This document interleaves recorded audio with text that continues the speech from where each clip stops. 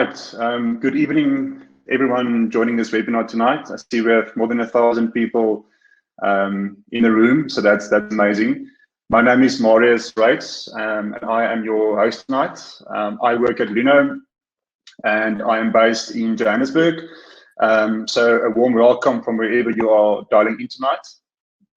A famous person once said, the hardest thing in the world to understand is the income tax. If you share this sentiment, then you're in good company, because the words are those of Albert Einstein.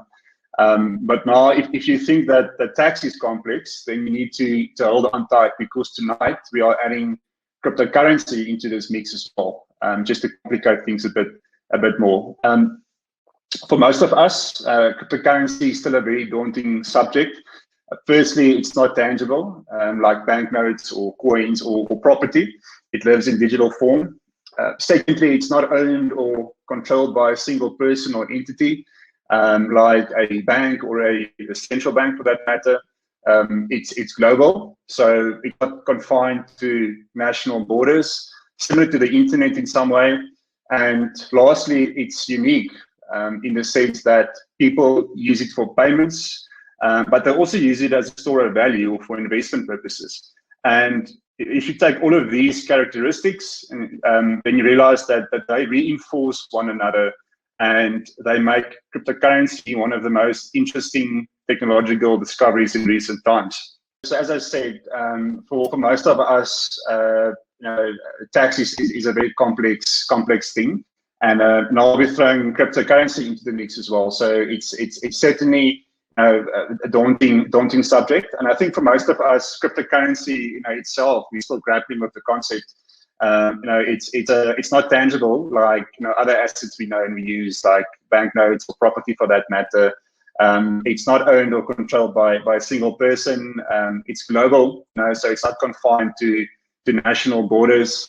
Similar to the internet, and it's unique because people use it for different reasons. If you see crypto as an investment vehicle, then you will buy in a little bit long term. But other people use it for payment. So these different use cases lead to different tax treatment. So at Luno, we know how to build a secure and easy to use app or platform to make it easy for our customers to use their local currency, such as the South African rand, to buy Bitcoin. However, we're not tax specialists. So for this reason, we are very proud to be partnering with Mazars tonight. Mazars is a global audit and accounting and consulting group. They have a presence in more than 90 countries. So they eat, sleep, and live tax. And they will help us to unpack the complex topic of tax on crypto transactions, why it's important, and the main things to consider when calculating your crypto taxes, and then also how to declare it. So without further ado, I would like to introduce you to Wiehann and Tertius from Mazars. James, over to you to quickly introduce yourselves. Thanks, Marius. It's a pleasure being here tonight and discussing everything tax and cryptocurrency related. For those that don't know me, my name is Wiehann Olivier. I am an audit partner with Mazars South Africa and also our digital asset lead. I specialize in cryptocurrencies and virtual asset service providers, providing assurance and consulting work on various virtual asset service providers in South Africa, including the likes of Luno. I also form part of various teams from a consulting and assurance point of view, providing services to our international offices in the US, in UK, and in Singapore. But yeah, that's me and the role I play at Mazars. Tertius. Thanks, Wiehann, and thanks, Marius and the Luno team for having me. My name is Tertius Troost. I'm a tax manager with Mazars. I've been with Mazars for over 9 years now. The majority of that time I've spent in tax consulting. So I specialize mostly in corporate tax and specifically international tax transfer, but I've also taken a keen liking in just the tax of cryptocurrencies, mainly because it's so new and there is quite a lot of uncertainty. So yeah, I've partnered with Wiehann on that, and yeah, so that's what me. Thanks, guys. We look forward to the discussion tonight. We've got as I said, it's a very, very complex matter, but I think you guys will be able to unpack it for us tonight. Wiehann, maybe I think let's start. So I think firstly, we've seen a bit of heightened scrutiny from SARS in South Africa. Just reading media articles and browsing through social media. But I think it's important just to take a quick look outside of our borders in South Africa and just look at the global trend. So is taxation of crypto gains and losses, is it a global trend, or is it something that's unique to South Africa? If you can just share your take on developments in other markets for us. Yeah, perfect. So cryptocurrency and the taxation of cryptocurrency is definitely nothing new out there. Essentially what we have or something new or unique to South Africa. So if we look abroad and other countries, what we essentially have is we've got this new asset class being dropped into a financial system of the various countries and the relevant tax legislations being applied of those various countries on this specific asset. Now, of course, from just having discussions with individuals internationally, tax is nothing uncommon with cryptocurrency. So everyone is unhappy about the taxation on cryptocurrency, unfortunately. So it's not just us in South Africa. If I just look abroad to the US and see how cryptocurrency is taxed and treated on their end, and the way that the IRS actually goes and links up IP addresses with public key addresses and wallets, it's actually ridiculous how far and to what extent they go to try and catch individuals that are avoiding taxes, but also to make sure that individuals are actually declaring their taxable income. So, I mean, from my perspective and what I've seen, what I've heard internationally is definitely nothing uncommon regarding the taxation on cryptocurrencies. So South Africa is in no special situation that puts us in a negative position. But I mean, Tertius, you can elaborate on your end as well of what you've seen internationally. Yeah, no, thanks, Wiehann. I completely agree. That many countries are taxing cryptos and have the same questions that we have on whether it should be taxed on income account or on capital account. But I mean, if we take, for example, Australia has a bit of a different view where they actually tax crypto mostly as capital gains. But South Africa we're still looking at that. The US and Canada are more in line with our thinking. So that's kind of globally how it is. Okay, thanks for clarifying. So it's a global trend. We've seen global tax authorities starting to ask the questions and starting to put processes in place. So as I mentioned earlier, crypto is unique, and one of the reasons is that it's completely decentralized and it's not owned or controlled by a single entity or government. Why do you think? Tertius, maybe you can answer the question. Why do governments believe that they have a right to share of gains, when they have no influence and also no input facilitation to the bid? Is it because the clearing process is the right thing to do? Yeah, I think on that point, I do understand where many people come from, saying that there's no real influence by governments on the blockchain or on the network. But it's important to understand that the tax system in South Africa is a combination of residency-based and also source-based. And this at a high level means that people who are tax resident in South Africa are taxed on worldwide income. And people that are non-residents of South Africa are taxed on South African source income.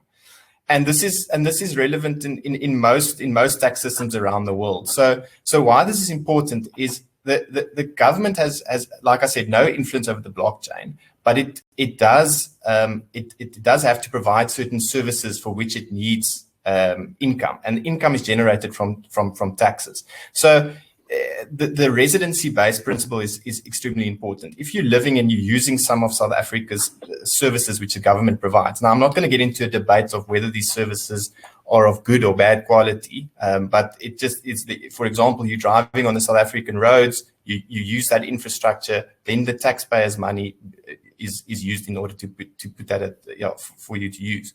So that's even though, like we said, that the concept that the blockchain is not controlled by the government, certain services that you as taxpayer use are, and therefore you should be paying your tax and paying your fair share. Okay, all right, fair enough.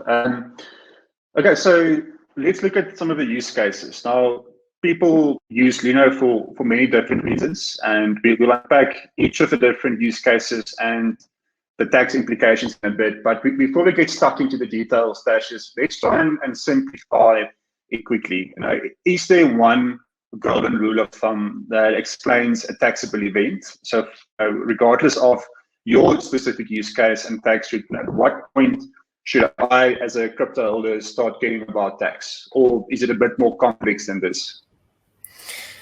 Yeah, well, as a start, I think if you're holding crypto assets, because there are specific questions in the income tax return, my advice would be that you need to worry about tax from the onset. But the first rule, as I've pointed out, is usually to understand whether you're holding the crypto on income or on capital account, because that, and we'll discuss that, break down that a little bit later, but that has a big influence on when the taxable event takes place. But so if I would take, for example, the mining of crypto, which is definitely something that happens on income because it's a trade. It depends on when the crypto is actually accruing to that taxpayer. And now the concept of accrual, or the word, has been subject to a lot of tax cases, and it actually just means when that person is entitled to the asset. So that's the first point when you have something on income account. If the crypto asset is held on capital account, it's a bit different, because then we're looking at a different part of the tax act, and then it all depends on when the crypto is disposed of. And now, once again, disposal as a long definition with numerous examples of what's disposal, but generally it talks about if there's a sale or a variation or a conversion. And in that case, if one of those things takes place, and that's usually why we also say a crypto to crypto transaction would probably also entail a sale of an asset and lead to certain tax consequences. So in broad strokes, we're looking at two concepts: firstly, accrual, and then disposal. Okay, thanks, Tertius, for breaking that down. Let's look at some of the use cases, and maybe Wiehann, let's start with trading. On Luno, many customers trade, so it's the repeated buying and selling of crypto, hoping to make a short-term profit. And many people trade in their free time, and some even trade full-time, as a full-time job. So this isn't unique to crypto. People also trade equities and commodities and foreign currency, better known as forex trading.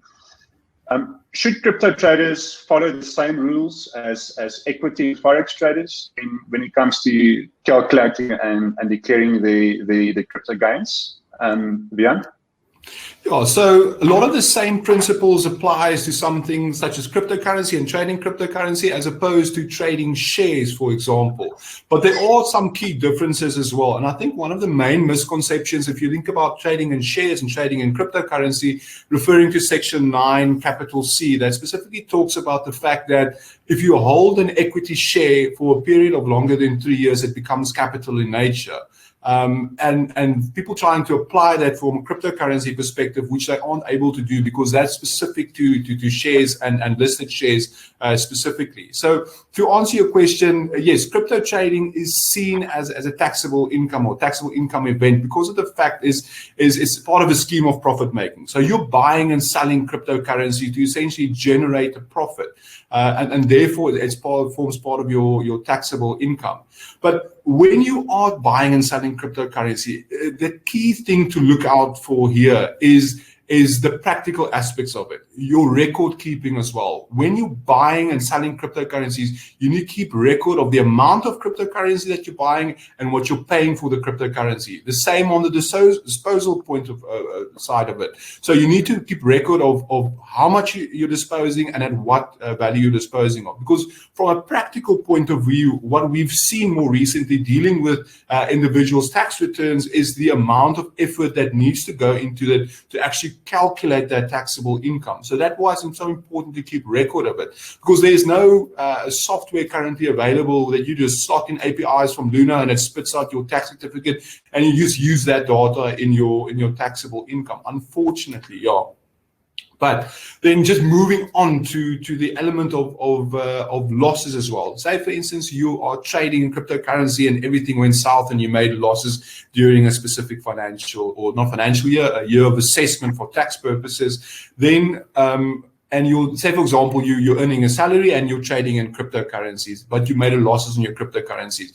Now, the question always is whether you can offset that losses against your taxable income, against your salary. But unfortunately, SARS ring fences that losses. Now, ring fencing means you can't use that losses and set it off against your taxable income.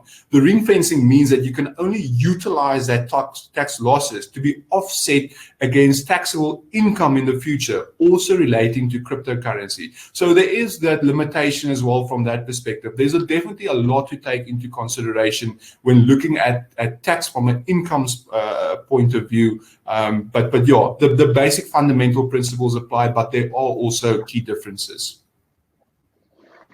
Okay, thanks, Wiehann. And am I correct in saying that if you're a trader, the sale of crypto, if you compare to traditional business, will be reported in your income statement, and that you will also then be allowed to deduct certain expenses. So that expenses being the cost price of your crypto, but are you also allowed to deduct other expenses that relate to your trading practice? For example, let's say internet, pro rata internet costs, any other expenses relating to the specific trade? Yeah, so expenditure incurred from the production of income, you are able to deduct for tax purposes. But of course, there are some limitations as well. From a practical point of view, we've seen what headache it can be with these work from home expenditure, trying to claim that as well. So there are certain limitations in terms of expenses that you can actually incur against the taxable income. But there definitely is a lot that you are able to deduct on those taxable income being generated. Okay, thanks, Wiehann. I think we'll look at the different tax rates after we've looked at investments. So as you mentioned, using the 3-year hold period as a rough guideline. Tertius, you earlier touched on the concept of crypto to crypto trading. So that is when you use Bitcoin, when you sell Bitcoin for Ethereum, or when you sell USDC for Bitcoin. So it just means that there's no ZAR involved when trading these cryptocurrency pairs. And on Luno, we offer a few these to crypto trading pairs. In the case of let's say Bitcoin Ethereum, traders exchange Bitcoin for Ethereum or vice versa. Tertius, should we only care about tax when you're selling your cryptocurrency for fiat currency such as the ZAR or the US dollar? What happens when you trade one crypto from a tax perspective? Yeah, I think it's a popular misconception that tax is only triggered when you sell crypto for fiat currency.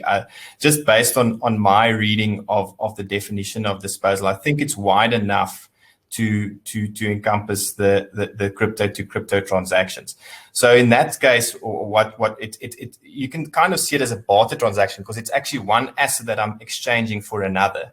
And in that case, the market value of the item you're exchanging it for would be your proceeds, and then the original cost that you had for the other. So let's say you had Bitcoin, the original price you paid for it would be your base cost, and you're now exchanging that for Ethereum. The new market value of Ethereum would be your proceeds, and the difference between that would be a taxable event.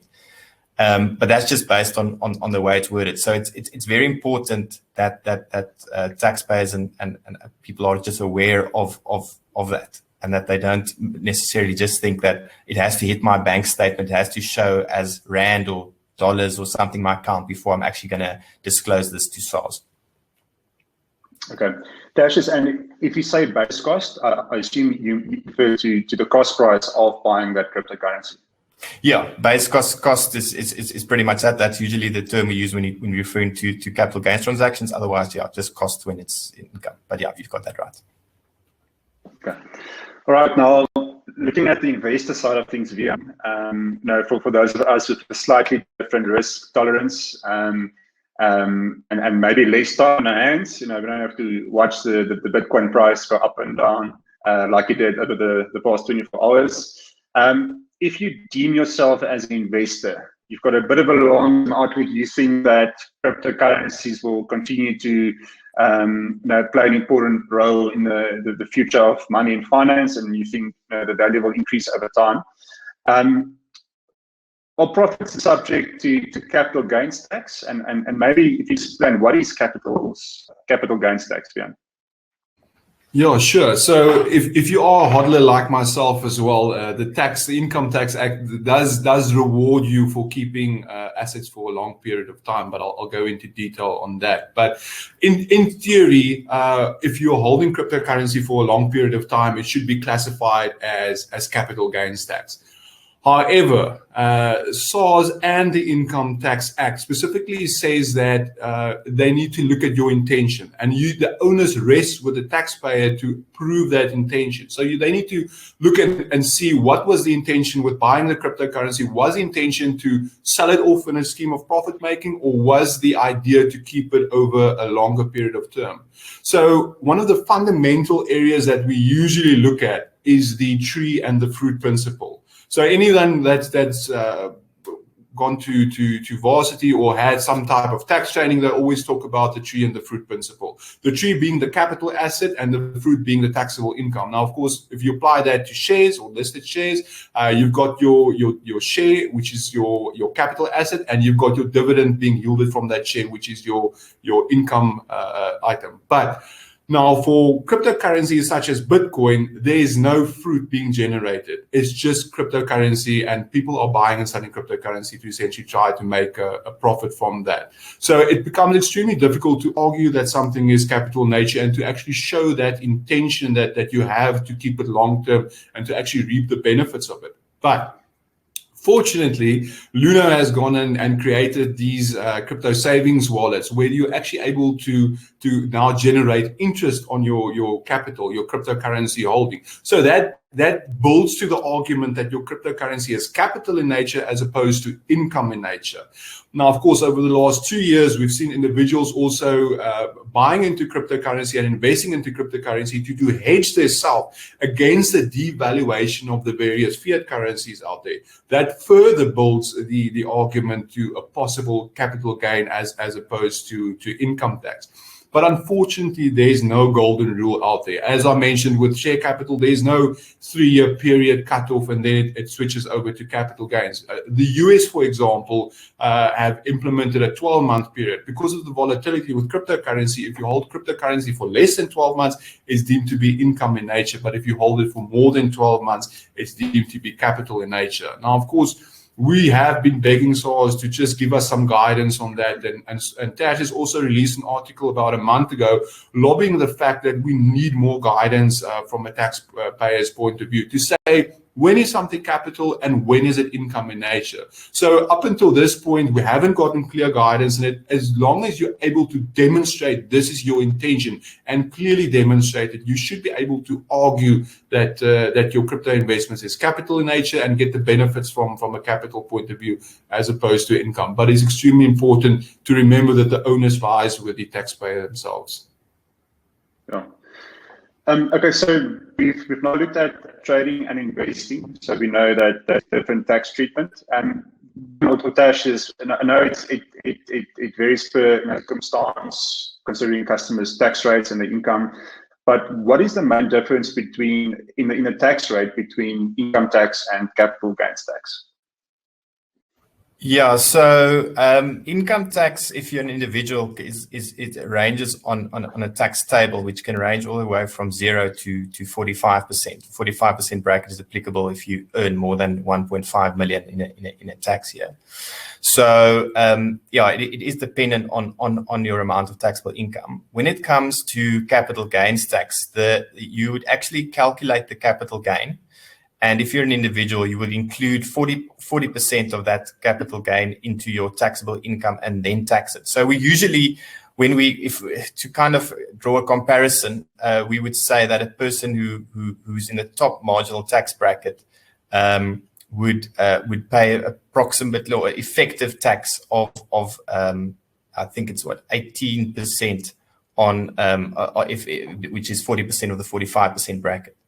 But once again, that's all dependent on where you lie within those tax tables. If you're in a lower tax bracket, it will be less. And then what we should probably also just remember that for individuals, the first 40,000 Rand, you get an exemption or is the annual exclusion from capital gains tax. So if you're making less capital gains than that, there's we just disclose it, but there would be no adverse tax consequences arising from that.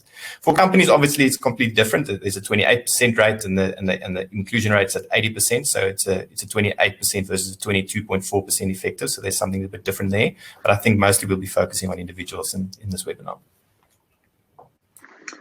Right. So another use case is, and Wiehann touched on this, is the concept of crypto savings or earning interest on your crypto. So even though you're not selling your crypto, you are earning interest in crypto on your crypto balance. Wiehann, is this deemed as interest, as we understand it in the traditional sense, so the interest we earn, in our savings accounts, and does this fall under the tax-free interest threshold of I think 23,000 or so Rand per year allowed by SARS? Yeah, 100% correct. So that interest that's being generated from your Luno crypto savings wallet is defined as interest in terms of the Income Tax Act. But you need to have a look at the terms and conditions when you actually enter into that agreement, because the company that pays you that interest is Luno Pte. And Luno Pte is a company, of course, part of the Luno group that's domiciled in Singapore. So the source of where your revenue or your interest is being generated from is from a foreign source and not from a local source. And that 23,800 exclusion, Marius, that you spoke about only applies to local interest and not foreign interest.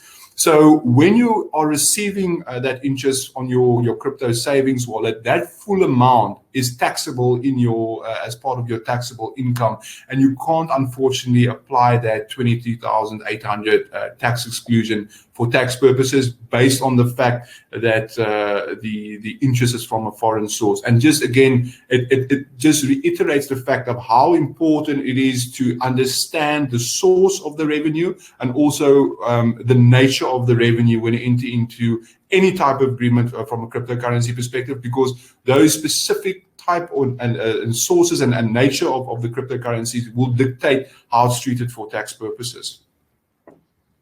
Okay, so you have to declare your interest when you receive it. So obviously at the end of the tax year, but if you receive 5,000 Rands worth of crypto interest payments, that's what you declare and pay tax. But what happens when you decide, 3 years down the line that I want to sell that Bitcoin through interest? Do you then incur capital gains tax as well, although you've already paid tax on the income portion? Or what's the handling there? So from that perspective, SARS is not completely delusional in the case that you'll be taxed twice in certain circumstances. So what will happen is when your interest essentially accrues during the month, let's say, for example, during the month of July, you'll have a look at the average BTC to Rand price, and you'll basically be able to convert that to what your taxable income is for that specific month.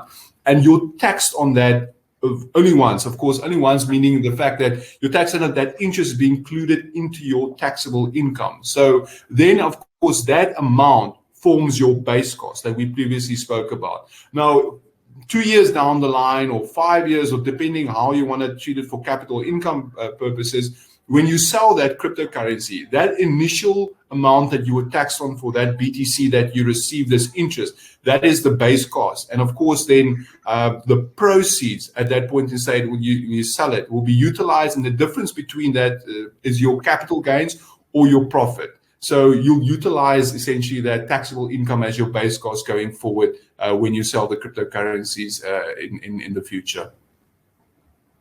Okay, well, so it can become complex, and I think I might have to ask for the services of a tax consultant in future as well. Right, Tertius. So the way that people can obtain crypto is to receive it for services rendered. So let's say I charge someone 0.1 Bitcoin for a service rendered. Maybe I designed a website and my customer decides to pay me in Bitcoin. And then I don't convert that Bitcoin to South African Rand. And let's say I keep that 5 years.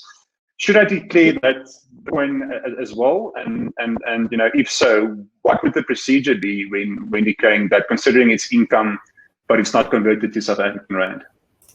Yeah, so the important thing to understand is that in your example, your trade is a website designer, and you being remunerated for that trade. So you're receiving that Bitcoin as in your example on income account.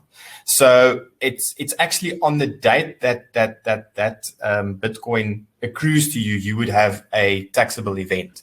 And you would use the market value of Bitcoin on the date that it accrued to you, and then that would be your income. And then you, like we discussed earlier, you would be able to offset certain costs that you had in order to render your service. So, for example, let's say your website, you would have electricity, and you would have bank charges, you would have possibly accounting fees, and maybe some other costs, for example, computer expenses. But there's just, once again, important to understand whether these expenses meet the deductibility requirements, which Wiehann touched on earlier. And in that case, the one important criteria is the expense income in nature or capital in nature? Because capital in nature expenses are not deductible. So if we use the example once again of someone, a website designer who has a computer, the deduction for it won't be allowed in full in the year, but there could be capital allowance over a number of years.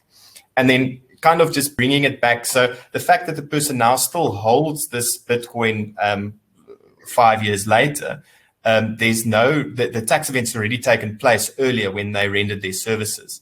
So them just holding it, there's no additional tax consequences, except that they might need to just declare that they are holding crypto assets on their tax return. And then if that situation changes, similar to what Wiehann explained earlier, that if they do sell it 5 years later, then we would once again need to assess, was it held on capital or income account? And 5 years is probably a good indication that it was held on capital account. And then, as Wiehann said, your original tax that you paid, the original market value would be the cost of it, and then your new value would be that you get for the sale of it would be your proceeds, and you only tax on that difference. So yeah, but back to your question, mainly if you've rendered the service and now just keep the asset, there's no additional taxes payable now. Your taxes would have been paid a while back. Okay, thanks for clarifying, Tertius. Wiehann, just a quick question around the different types of wallets and whether that has an influence on tax or not. So a lot of people start with a Luno because it's easy. Luno can take custody of your crypto. You don't have to go and as a first-time buyer figure out how to safeguard your own crypto piece of paper or on a memory stick. From a tax perspective, is there a difference in treatment on whether you store your crypto on an exchange where you can exchange that for South African Rand, or whether that crypto never touches a local exchange and you store that on your hard drive in your safe, and it's you pretty much keep it for the long term? Yeah, it's extremely good question, and it also gives a fair amount of debate as well from a practical point of view.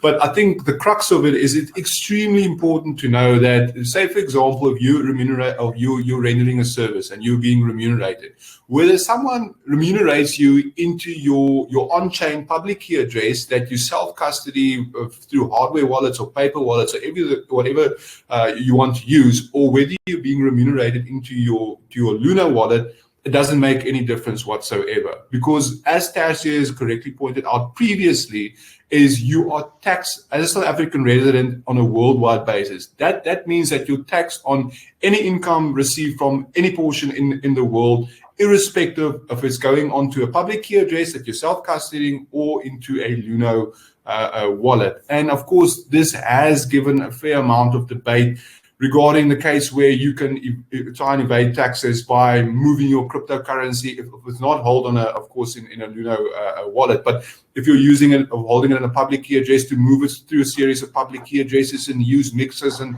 smoke and mirrors and whatever you want to utilize that for. But the issue here is that sooner or later, you're going to have to convert that cryptocurrency for fiat currency as well, because we haven't reached a point of mass adoption where you're able to buy a house with cryptocurrency, or you're able to pay your rent in cryptocurrency.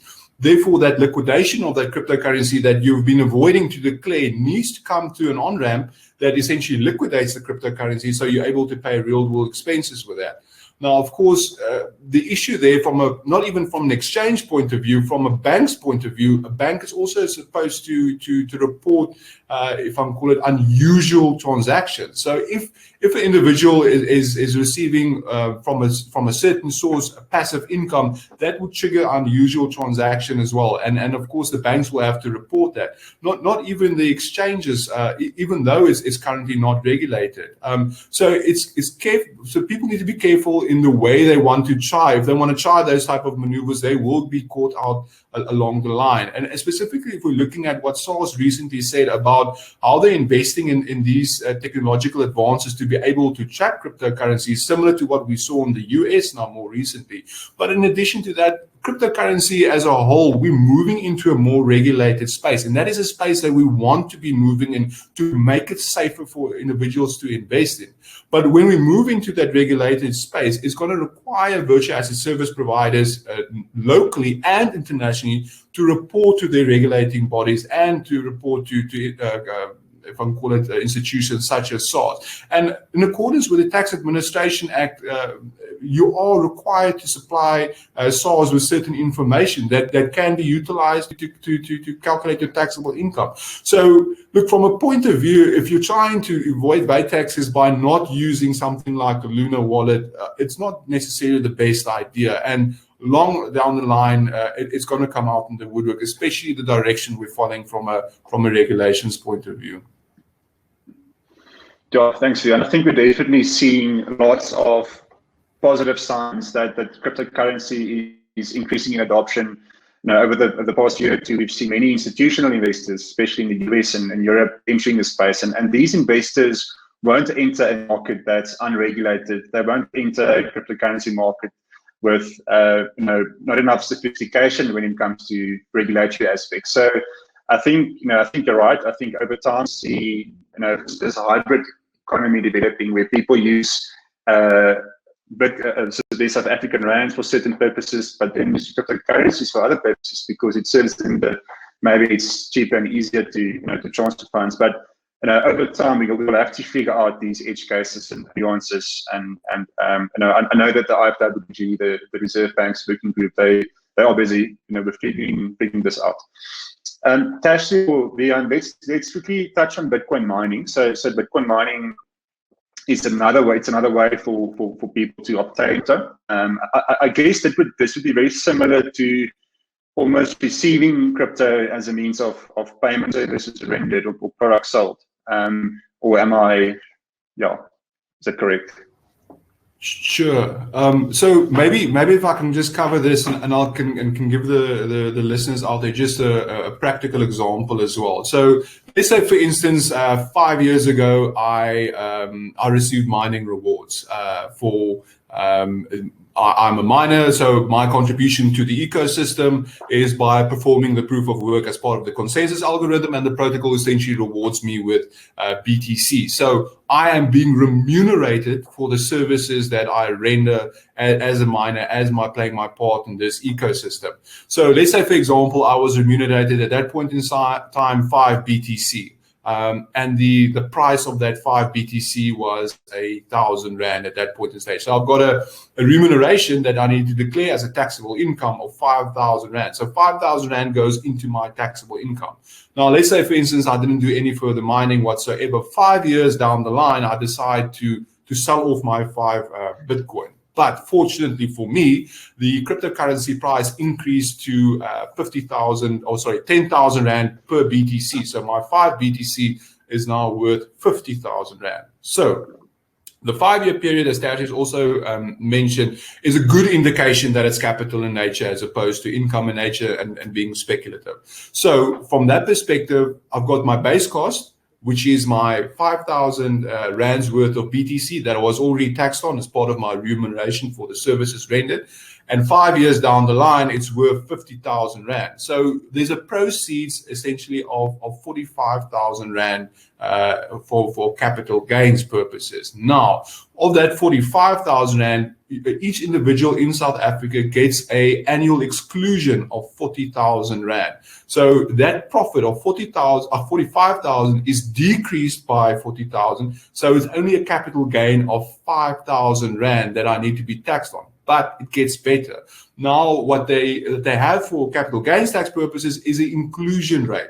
So capital gains is included into your taxable income at 60%. So of that 5,000 rand gains, a portion is included into your taxable income. So you're taxed at a lot lower rate as opposed to being taxed on the 45,000 rand from a taxable income point of view. So it's extremely important to understand where we're coming from a capital point of view and where we're coming from an income point of view, and the benefits of capital, of your cryptocurrency being classified as capital, and why SARS would probably want to argue that something is income in nature as opposed to capital, because they're not getting their pound of flesh when cryptocurrency is being taxed as capital gains. Right, thanks for clarifying, Wiehann. Okay, so we've touched on most of the use cases now. We've looked at trading, we've looked at investing, we've discussed the taxation of interest income through, let's say, Luno savings wallet, and we've looked at the mining aspect and when you receive crypto for services rendered and how you should treat each of those. So you've now identified your specific use case. You've got a more or less an idea around how to go about calculating your tax liability. Tertius, what can we do, or how should we use the e-filing portal or tax returns and to actually declare our gains? Is there an easy way for us to open the tax returns and to just go somewhere and find a relevant crypto section, or how should taxpayers go through that process? Yeah, so it's important to understand there's not a dedicated crypto section within the tax return, but there are like specific questions which should be answered. So the first question, which is there, is I think is the one that says, are you actually holding any crypto assets? And that's why I alluded to the fact earlier that it's always important to understand it and to actually declare this. So you would need to answer if you are actually holding it, to answer that question in the affirmative, and then as dependent on the specific transactions you had, once again, because there's no specific crypto section, you would use the normal rules or the normal parts of the tax return to declare it. So where, for example, if you were to hold something on capital account, you would just answer yes to the question which asked, did you dispose of any assets attracting any capital gains? And that would open up a different section asking you to show your proceeds and your base cost, like we said, which is colloquially your selling price and your cost price. And then it will calculate the capital gains you need to pay, taking into account, as Wiehann pointed out, the 40,000 exclusion, the 40% inclusion rate, and so on. Then if you deem yourself to have held the crypto asset on income account, you would just tick yes to a question which asks, did you receive any other income, which is probably not detailed in the tax return before, with regards to other questions. And you would just detail saying this is how much you receive from it and deduct certain expenses if you're allowed to, for example, the cost of the crypto. But this is when you're holding it on income account. And then finally, if you, for example, mine the crypto asset and that's actually your trade, you would tick yes to the question which asked, were you part of any other trades? And you would just once again show your income from the mining activities and try to deduct certain allowable expenses. But then once again, like I've pointed out before, it's critical that you understand the type of deductions that are allowed. And for example, in the mining community, I understand there's a large amount invested in, for example, computer hardware, and that's capital in nature. So that can't be deducted in that year. And you would need to look at certain capital allowances to be deducted on there. So just to to take it into account, I think there's no, just to make clear that there's no dedicated crypto section which goes, okay, this is, are you a miner? Yes, no. Are you an investor? Or you just use the normal return to answer the relevant questions. Okay. Yeah, hopefully in the future we'll have a separation, and it will be a bit easier for the DIY e-filing to declare the gains. Tertius, so just a quick question around once you filed your tax return. I know, for example, with work from home expenses, when people claim work from home expenses, especially during COVID, there's a high likelihood that SARS will request for verification, so that they will ask for proof of your expenses. Are you seeing the same in the crypto scene? So when you say that you own crypto assets, are you likely to receive requests for verification by default? And if so, what types of documents or information would be sufficient as proof? For example, on Luno, customers can download a CSV statement of their transactions, but we're able to issue formal tax certificates to our customers, similar to what banks and asset managers do. Just talk us through the process, should SARS flag you for verification. Yeah, so based on my experience, I don't think the crypto, answering certain crypto questions automatically triggers a verification request from SARS, but it's always possible that it generates a general or specific verification test. There's certain algorithms in the SARS e-filing which might trigger requests or not. But just to be honest, I mean, I've been selected for verification requests almost every year that I submit a tax return, and I have just mainly earn a salary. So it's very weird sometimes how it's triggered, and I believe it's sometimes just mostly the luck of the draw. But just answer your question, when you ask to verify the crypto transactions, in my opinion, as Wiehann pointed out, the onus lies on the taxpayer to prove whatever they are declaring in their income tax return is accurate and correct and complete. So I think a CSV or PDF of your transactions would be a good start and would probably suffice. In addition, maybe something like bank statements if you were to transact in and out of fiat currency. So that would actually also be quite a good indication of the costs involved.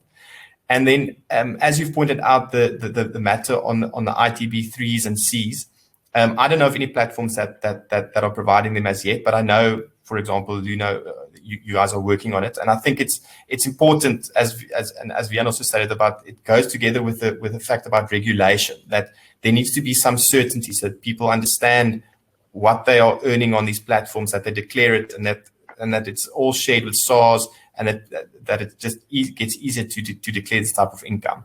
So hopefully, as the market evolves, we'll see more of these types of documentation.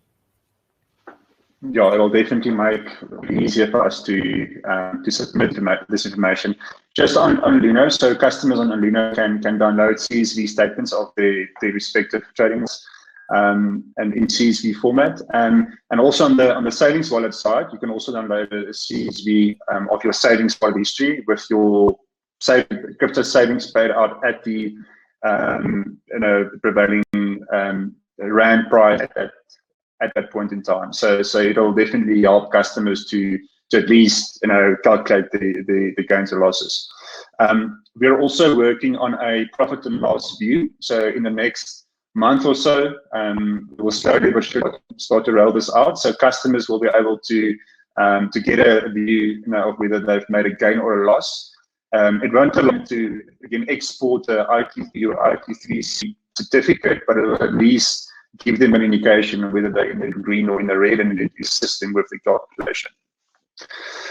All right, I think we've covered most of the important questions. Thanks, Wiehann and Tertius. I think we've got 8 minutes or so for a couple of questions, and I've seen many good questions come from our customers or the attendees. Wiehann, maybe there's a question for you here. Cindy's asking, if someone receives Bitcoin as a gift and they sell it for fiat, do they have to declare it to SARS? And is it taxable? Yeah, so from that perspective, the individual that's donating you the cryptocurrency, so there's a certain amount that an individual in South Africa can donate on an annual basis. So I think, if I remember correctly, it's 100,000 Rand that can be donated. So if that cryptocurrency is under 100,000 Rand, the donor of the cryptocurrency, there'll be no tax implications for that individual. But for the receiver of the cryptocurrency, there'll also be no tax implications. But of course, the base cost of the cryptocurrency being received will be the value on the date that it's received, and once sold off, it'll essentially trigger the difference in the selling price will be taxed. But the thing with cryptocurrency, and I think we should have maybe touched on this as well during the discussion, and what makes cryptocurrency difficult as well from a taxation point of view is trying to identify the various trigger points when a taxation, a tax event is actually triggered, because you're dealing with a type of asset that almost doubles as a currency as well, where sometimes you get lost in exactly when a tax event is being triggered. So it is extremely important for these type of transactions to focus it and put it into layman's terms, something like shares or as Tash has mentioned previously, a barter transaction, to try and identify those various tax events being triggered. Tash, maybe you can answer this question. There's a question, if, like we witnessed recently, my investment provider absconds with my Bitcoin, can this be considered a loss from a tax point of view? Yes, I definitely think it would probably suffice as a loss, but as Wiehann has pointed out, due to the change in legislation, which makes it clear that the losses are ring-fenced, you would only be able to offset those losses against future crypto income gains or so. So I think that's the problem area, if I can call it that. But generally, I think normal losses with regards to those should be, because I mean, you had an asset which you paid for, and that asset is now worth zero or is just not there anymore. In my opinion, I definitely think there would be losses, but yeah, the ring fencing doesn't make it quite difficult. But then, Wiehann, there's a question, Austin. Do I need to register as a provisional taxpayer when mining crypto, or no, let's say for that matter, earning crypto or trading crypto? I think you're on mute, Wiehann. Oh, sorry, my bad. Yeah, from I was waiting for that to happen. Somewhat. Yeah, thanks. I'm lucky it was me. From the perspective of registering for provisional taxpayers, Tash, I don't know if you know offhand what the criteria is for actually registering as a provisional taxpayer, and whether that would apply to a mining operation. I definitely think it would actually apply, and it would also apply in certain capital gains transactions. If you're above the 40,000 threshold, there could be a requirement for you to register as provisional taxpayer. Yeah, we haven't touched on that. It is an aspect which is quite important. So just to make people aware of how it works, provisional taxpayers pay tax every 6 months. So pretty much halfway through the year of assessment, and then at the end of the year assessment, they've got to estimate how much their taxable income would be, and then just pay an amount for it. So it's kind of just paying in advance. And yeah, there is certain criteria of when a person would be a provisional taxpayer and when not. So it is something to bear in mind. And I don't want to get it too much into, because it does get quite technical. But if you are concerned about those aspects, it's important maybe just to touch base with your accountant or your tax consultant or advisor and just understand what are the implications. Because just at a high level, if you are supposed to be a provisional taxpayer and you didn't estimate your amounts correctly and didn't pay the tax, there could be penalties applicable.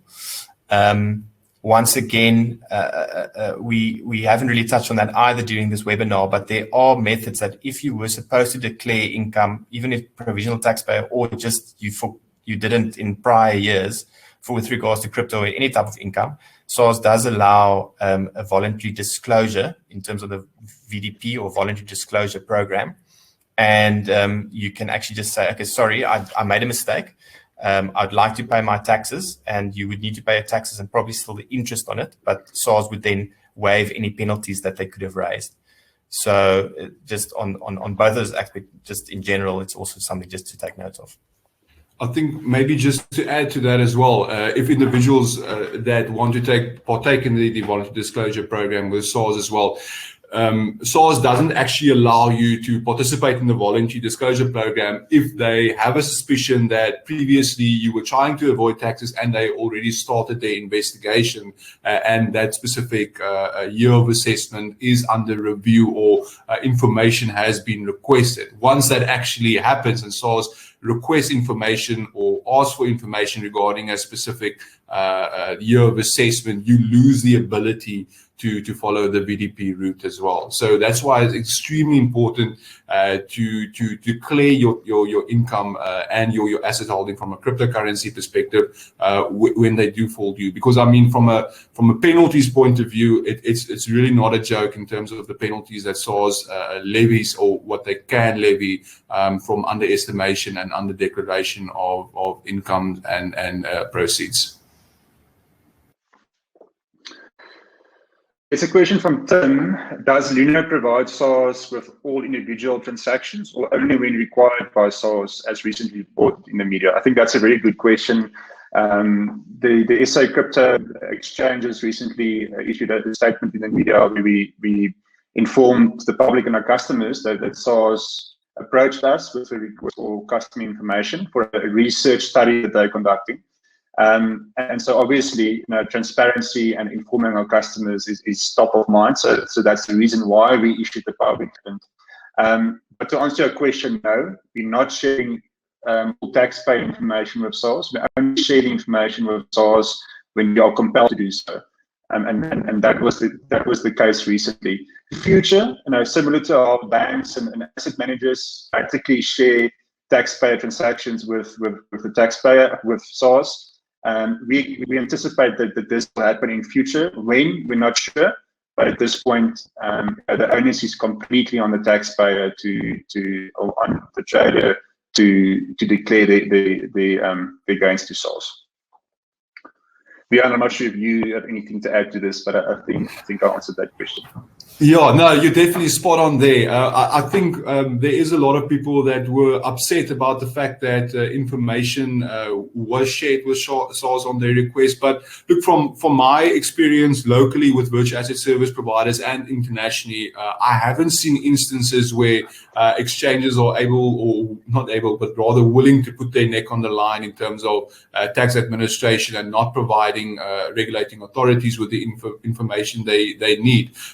If it's now being requested or subpoenaed or something from that sort. So it's really not unusual. But I mean, we're moving into the direction of cryptocurrencies transactions on cryptocurrencies being declared to regulating authorities. Should there be instances where investors or users of a specific platform are concerned about information being disclosed to SARS? I would be concerned about what's going on in their tax feed for them not being willing to provide the relevant information. So it does go both ways as well. But yeah, that's just my experience with dealing with the various virtual asset service providers locally and internationally.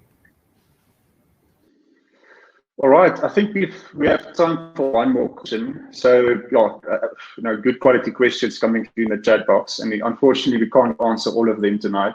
But I'll see if I can twist Wiehann's arm and see if we can do a follow-up webinar. There's a question from JC. How does one know the market value of your crypto? There is no standard on what the value of one Bitcoin is anywhere in the world. And I think he points to the fact that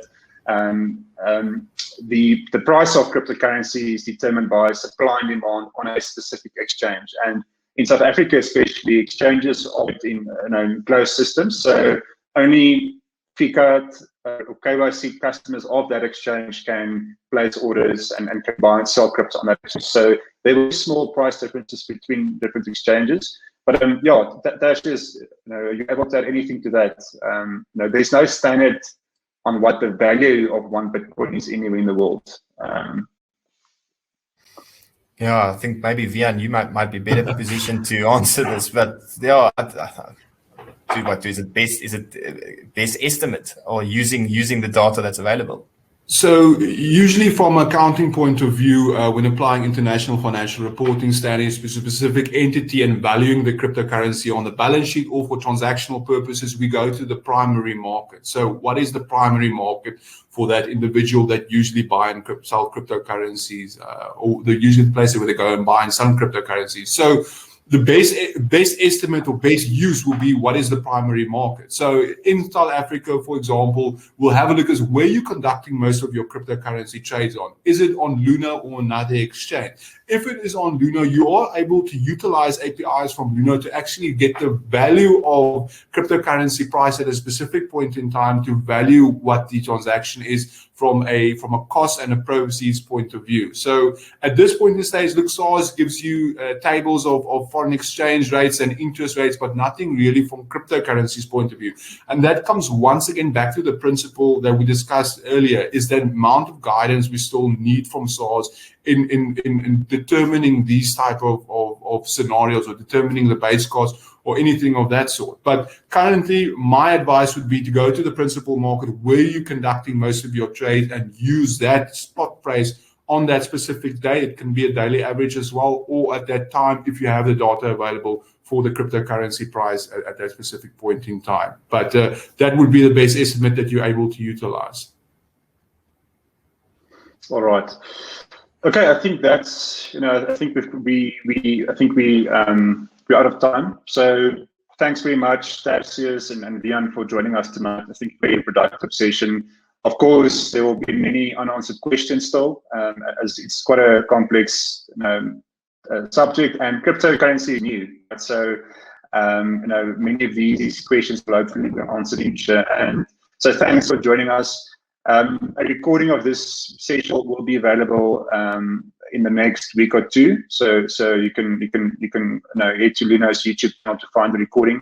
But also, if you rejoin this webinar session, so if you click on the same link that you clicked on when you joined the session, the recording of this session should actually be available there within 5 minutes after we end the session. So you can just refresh your page basically to find the recording.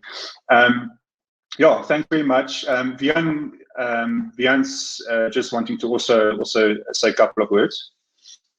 Yeah, Marius, I think thank you for you and the entire Luno team making this session available. I really think that the users of the Luno platform definitely could reap some benefit out of this, and it's great that virtual asset service providers such as Luno is providing these type of add value services and encouraging individuals to do the right thing in terms of laws and regulations. I know from my perspective, dealing with you guys on an audit point of view, Luno has always been pro-regulations, which is fantastic to see in an environment where we essentially want to grow and move towards the right direction of mass adoption. But and we've had to say a lot as well in terms of taxation and cryptocurrency, and we go into a lot of detail, and it really is complex. But the key fundamentals is to understand that basic core principles, and that's the key to trying to understand cryptocurrency and what triggers that tax events that we spoke about. And for those individuals that want to learn more or want to know more,